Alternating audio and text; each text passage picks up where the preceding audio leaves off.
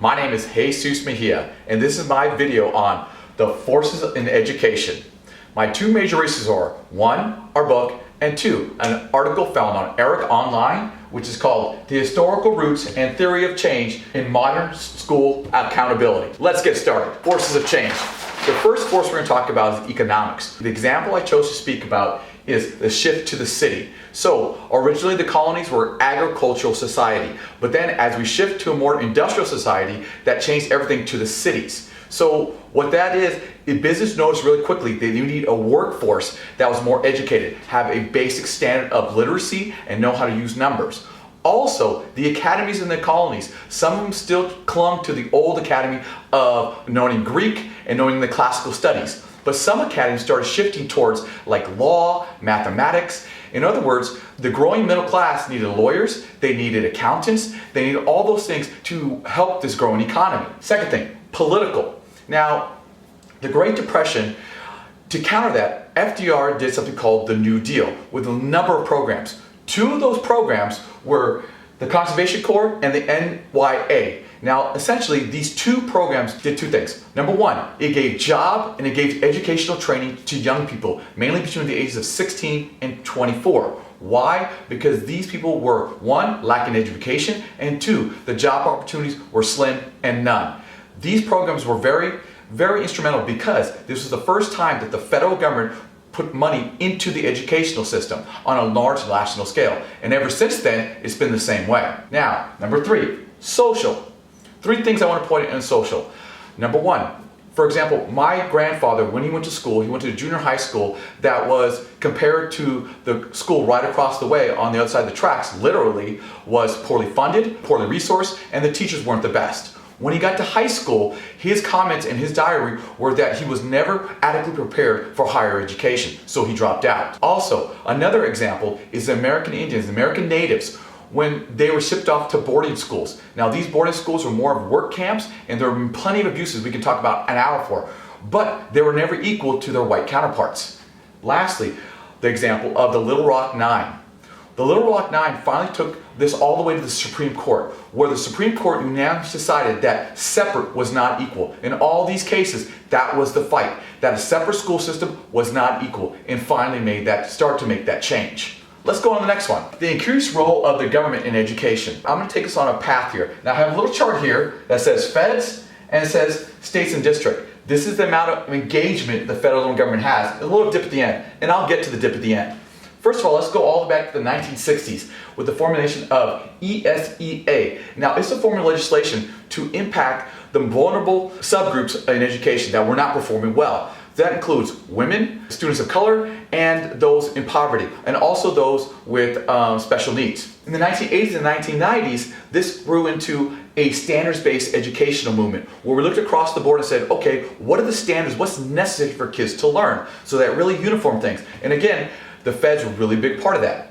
As we moved to 2000, that standards-based education and those standards turned towards teachers. And teachers need to have credential, teachers couldn't have an emergency credit for a long time, so that started going towards the teachers. Again, the federal government involved. This all moves towards no child left behind. Now, this can be done for like hours of document, but for our purposes, a couple of things. Number one, the positive thing was that underperforming schools were now going to be pushed to do better. That's a good thing. Now, on the negative side, it really relied on core testing. So we're looking at reading and math. So we look at that compared to like the progressive movement where we looked at the total child, some of those things got pushed to the side in focusing on just the core subjects. Now, what did No Child Left Behind do?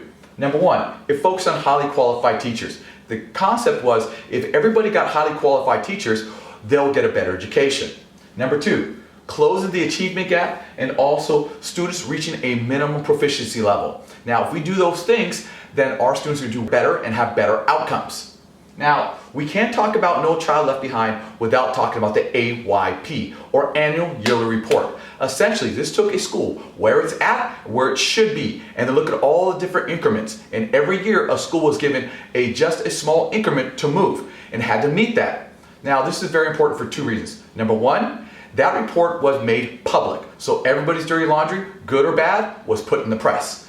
The second thing was, depending on that, there were some consequences, essentially, to say that if you didn't meet that requirement for 1, 2, or 3 years, some things would happen to that school, whether it be more intervention by the feds or you had to track a certain way that wasn't your decision.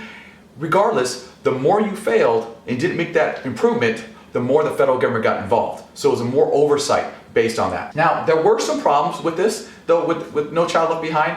One of the major problems is that not all states integrated with the same rigor. Now, this is a problem because maybe one state really put this with a lot of rigor and put all the policies in, and some states did not.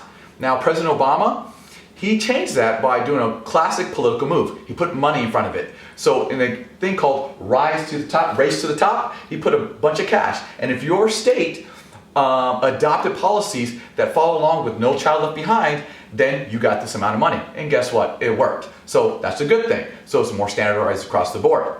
Now, remember I talked about this dip? So you can see from the 1960s to current, the federal government's engagement in education has grown constantly until ESSA. What essentially was that was the refunding of No Child Left Behind. Now, part of that was there was a lot of discussion on the left side and the right side of the aisle politically, where some pushback.